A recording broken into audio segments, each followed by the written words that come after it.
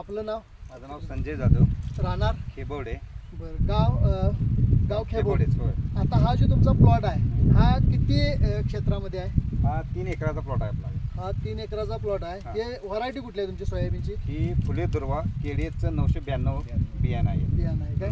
बरं, आता ह्याला वापरून किती दिवस झाले म्हणजे टोकनल्यापासून? टोकल्यानंतर हे 20 दिवसांनी आम्ही फवारणी केलेली आहे. आता तुमच्या हातामध्ये जे ऑल इन वन आहे ते तुम्ही 20व्या दिवशी याला फवारणी केलेली फवारणी होती. केलेली आहे. तर त्या 20व्या दिवसापासून म्हणजे आज 5-6 तारीख म्हणजे 35 दिवस झाले. होय होय. मग 20व्या दिवसापासून आता या 35व्या दिवसापर्यंत 15 दिवसात तुम्हाला असा काय रिझल्ट यामध्ये दिसला?